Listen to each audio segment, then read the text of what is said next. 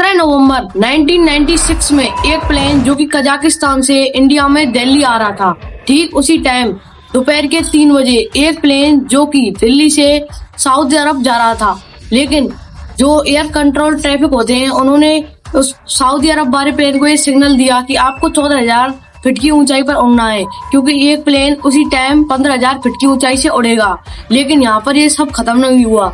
कुछ टाइम बाद दोनों प्लेन आपस में टकराए या फिर क्या हुआ, कुछ देर बाद एक गांव था, उसमें लोहे की वर्षा होने लगी, यानी कि आयरन की वर्षा होने लगी। यानी कि वे जो दो प्लेन थे वो आपस में टकरा गए और उसके अंदर जितने भी पैसेंजर थे उन सबकी डेथ हो गई। और यहाँ पर कहा भी गया है कि इंडिया का वर्स्ट क्रैश एक्सपीरियंस यही है। इससे ज्यादा कोई भी एक्सपीरियंस ना कभी पास्ट में हुआ है, ना ही कभी फ्यूचर में हो सकता है। लेकिन ठीक इस साल बाद यानी कि 20 जून 2025 में एक प्लेन जो कि गुजरात के अहमदाबाद से लंदन की ओर जा रही थी, वो प्लेन टेक ऑफ तो करती है, लेकिन कुछ टाइम बाद वो प्लेन क्रैश हो जाती है। जो प्लेन का पायलट था उसने एक सिग्नल दिया कि मे डे, यानी कि इसका मतलब होता है कि अब मेरे हाथ में कुछ नहीं है। और उस प्लेन में 230 पैसेंजर थे और उसमें से 229 की डेथ हो जाती है और जो एक पैसेंजर था वो बच जाता है। और आज के टाइम पे इतनी ज्यादा एडवांस टेक्नोलॉजी होने के बावजूद भी ये प्लेन क्रैश क्यों हुई, क्या इसका सच है क्या, और इसके क्या क्या रीजन हो सकते हैं, और क्या आज के टाइम पे प्लेन में जाना और आना सही है या फिर गलत, तो इसको हम समझेंगे आज की इस वीडियो में।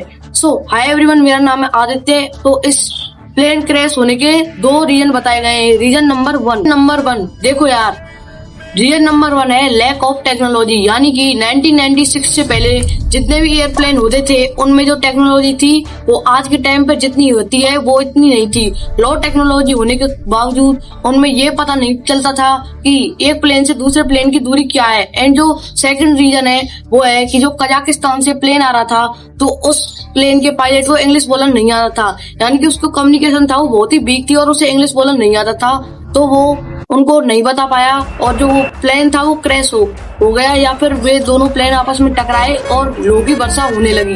देखो, जब ये कोलिजन हुए थे तो इंडियन गवर्नमेंट ने बहुत ही ज्यादा स्ट्रिक्ट एक्शन लिए थे। उनमें से बहुत सारे स्ट्रिक्ट एक्शन थे, उनमें से एक्शन नंबर 1 है जो कि है action number 1 secondary radar system, यानी कि 1996 से पहले जितने भी एरोप्लेन होते थे, जो कि एरोप्लेन होते हैं, उनमें से दूसरे एरोप्लेन की दूरी क्या है वो पता नहीं पड़ पाती थी, जिससे क्या है कि जो एरोप्लेन के जो क्रैश होने की ज्यादा वो संभावना होती थी वो क्रैश हो जाते थे। लेकिन इंडियन गवर्नमेंट ने इसमें बहुत सारे एक्शन लिए और आज के टाइम पे जितने भी एयरप्लेन है इनमें इसको डाला गया, जिससे कि यहाँ पर जितने भी ये क्रैश है वो ना हो और धीरे धीरे सारे जो क्रैश है ऑलमोस्ट कम होने लगे। एंड गवर्नमेंट ने जो सेकंड एक्शन लिया था वो है इंडियन एयर कॉरिडोर, यानी कि एक प्लेन जो कि जा रहा है एंड दूसरा प्लेन है जो कि आ रहा है, तो उन दोनों के जो वे होंगे, यानी कि उनके रास्ते होंगे वो डिफरेंट होंगे, यानी कि अलग अलग होंगे।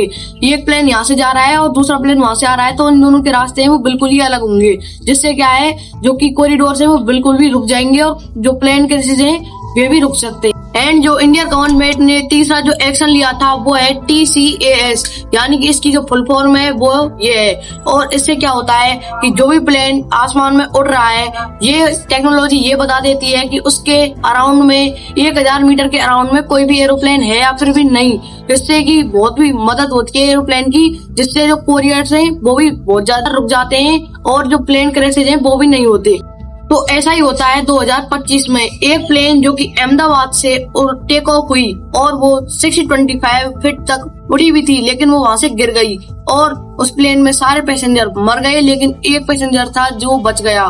तो इसके जो 3 रीजन है वो मेन रीजन बताए गए हैं। तो वे 3 मेन रीजन क्या है? नंबर 1, इसका जो पहला रीजन है वो है फील्ड, यानी कि जितना ज्यादा रनवे होगा, यानी कि जितना बड़ा रनवे होगा उतनी ज्यादा प्लेन की स्पीड होगी, यानी कि जितनी ज्यादा लेंथ है वो की रनवे की होगी जितनी तेज प्लेन उड़ेगा। साइंस कहती है कि जब कोई प्लेन उड़ता है तो उसकी जो एयर है वो अपोजिट साइड में होनी चाहिए, जिससे जो प्लेन है वो आसानी से ऊपर की ओर उड़ सके और वो टेक ऑफ करे और वो क्रैश भी ना हो। तो इसके लिए जो एयर है वो अपोजिट साइड में होनी चाहिए। नंबर सेकंड है वो है इंजन। आप सबको पता होगा कि किसी भी प्लेन का जितना अच्छा इंजन होगा वो उतनी अच्छी से टेक ऑफ करेगा और वो उतनी ही जल्दी हवा में उड़ेगा और वो क्रैश भी नहीं होगा। तो इसका जो सेकंड रीजन है वो है इंजन। बढ़ते हैं थर्ड रीजन की तरफ, वो है प्लेन विंग्स। यानी कि आपने एरोप्लेन की जो पंखड़ी होती है उसमें आपने दो इंपॉर्टेंट पार्ट को जरूर देखा होगा। इनका नाम होता है स्लेट और प्लेट। इसमें क्या होता है कि जब एरोप्लेन हवा में उड़ता है तो ये दोनों ओपन हो जाते हैं और ये अराउंड